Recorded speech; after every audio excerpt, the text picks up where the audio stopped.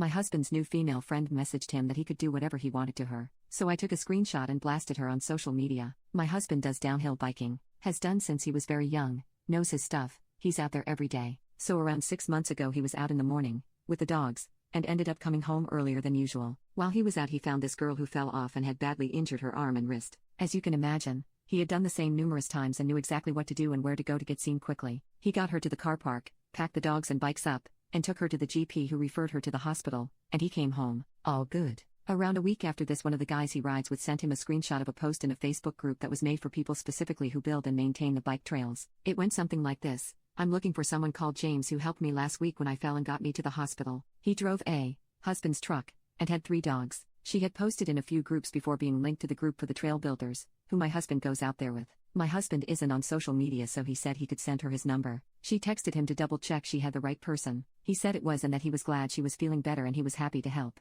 She offered him money or to take him for lunch, which he declined, and just said again that he was happy to help. They text back and forth now and then, her initiating in it mostly, "Hey, how are you, hope you're well," until she starts getting better and can ride again. It turns to, "Hey, we should hit the trails sometime." My husband is a very good cyclist, used to ride competitively when he was younger, the same with many of the guys he rides with. He tries to decline her offer in a way not to offend her, but there's no way she can keep up with them. He says maybe next time. Eventually that happens and he gives her a few tips. This then turns into her texting him more often about biking, asking for him to tutor her, and just general stuff. This goes on for the next couple of months. There seems to be a friendship starting. I've never once had any concerns about this and was quite happy for him to continue, and they do. Until yesterday, he went out with the dogs, and bumped into her. He said they spoke for a while and went on a cycle with the dogs to wind down before he came home. She started texting him when he got home and I could see these messages coming through the iPad as I was using it. To be clear, he is not hiding the texts. He openly leaves his phone lying around, with no passcode. Let our daughter play on it. Happy for me to use it. Doesn't get weird or secretive about it in the slightest. He knows the iPad and laptop are linked to his phone and it can all be seen by anyone using them. He has never given me cause for concern.